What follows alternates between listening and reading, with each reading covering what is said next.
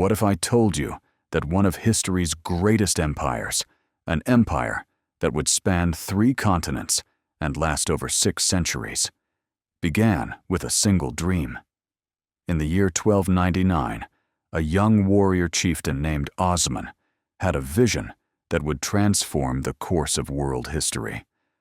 From a small frontier principality in the hills of Anatolia, this man would establish a dynasty that would shake the foundations of Europe, conquer Constantinople, and create the Ottoman Empire.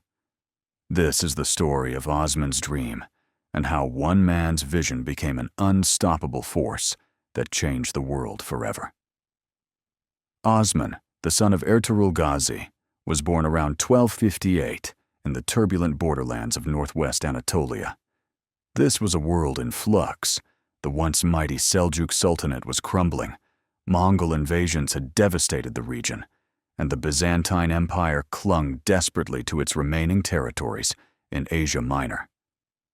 In this power vacuum, Turkish warrior clans called Beyliks carved out small principalities, constantly fighting for survival and expansion. Osman inherited leadership of one such Beylik, a modest domain centered around the town of Seljuk, with perhaps a few thousand followers. These were frontier warriors, Ghazis, dedicated to expanding the borders of Islamic territory. They were tough, mobile, and opportunistic, traits that would define the early Ottoman state. But Osman was different from other Bey leaders of his time. He possessed not just martial skill, but strategic vision and an uncanny ability to inspire absolute loyalty. The region where Osman operated was a patchwork of contested territories. To the west lay Byzantine fortresses and towns, weakened but still formidable. To the east were rival Turkish beyliks, each vying for dominance. To the south, the fragmenting Seljuk state offered both opportunity and danger. Osman understood that survival required more than just military prowess. It demanded diplomacy, strategic marriages, coalition building, and the ability to absorb conquered peoples into his growing confederation. This wasn't just conquest, it was state building, and it all centered on a prophetic dream that gave Osman and his followers an unshakable sense of divine destiny.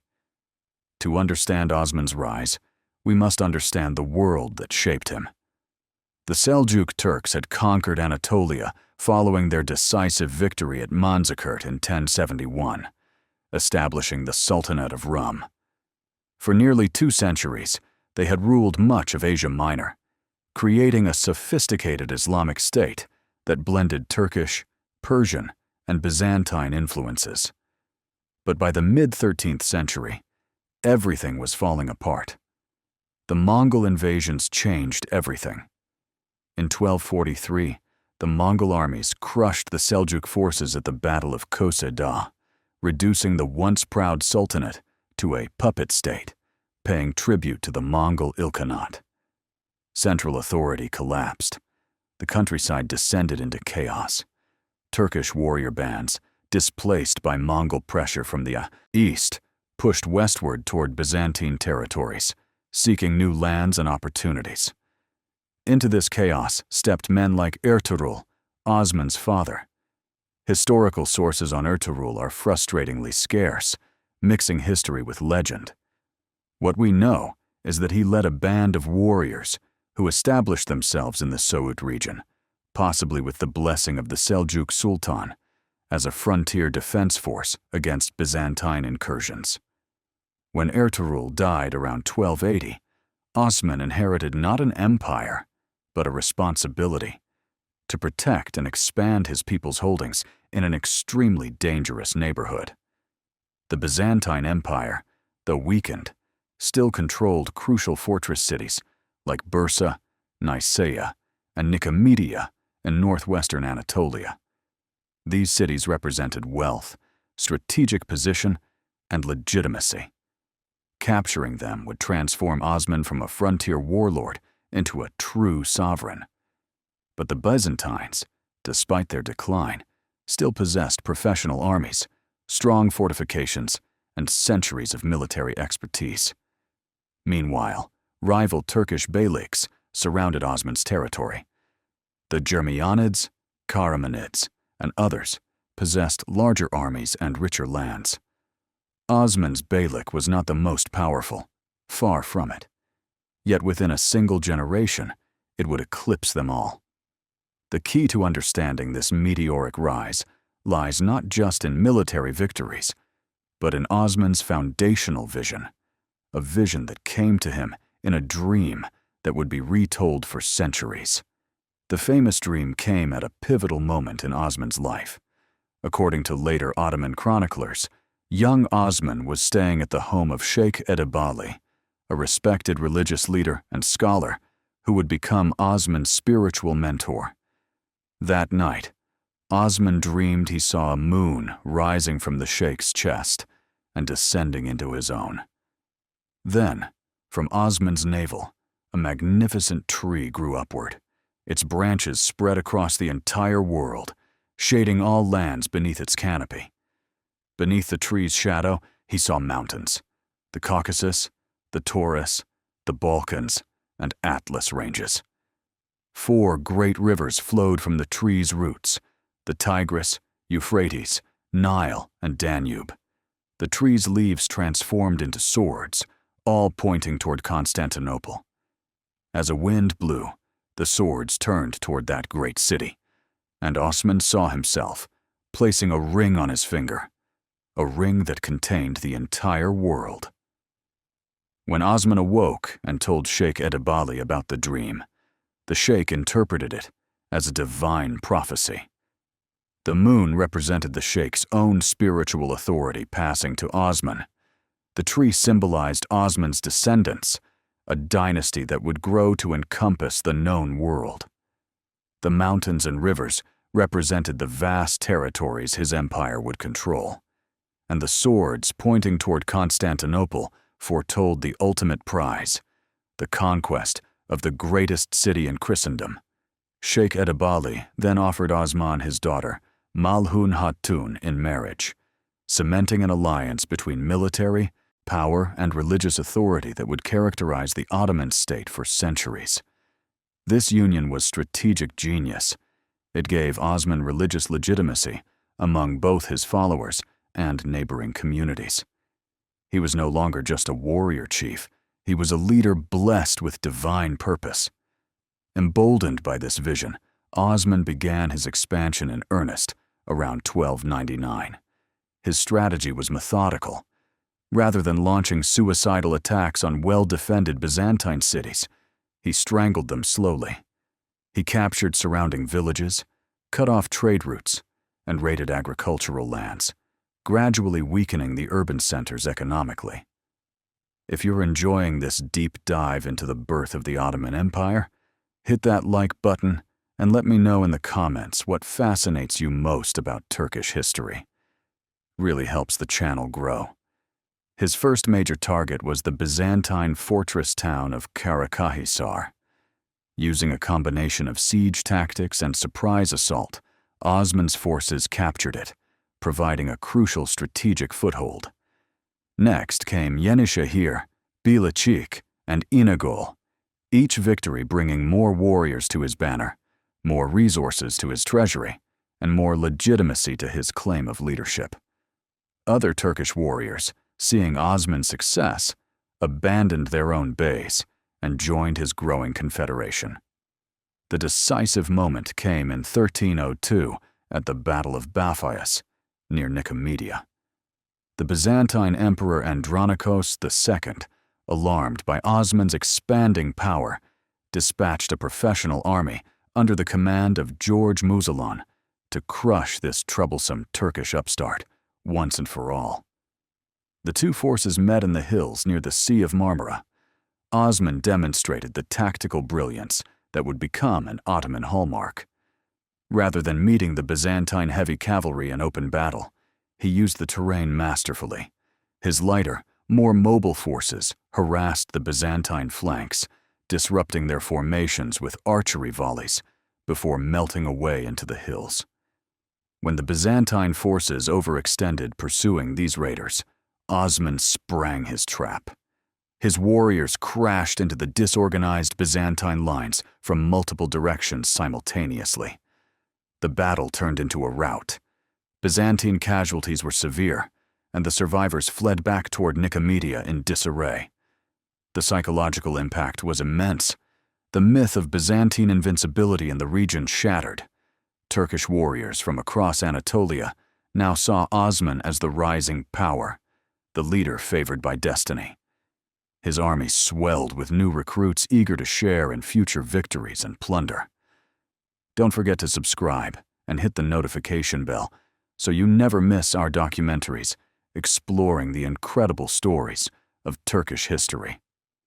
Following Bapheus, Osman tightened his stranglehold on Byzantine Bithynia.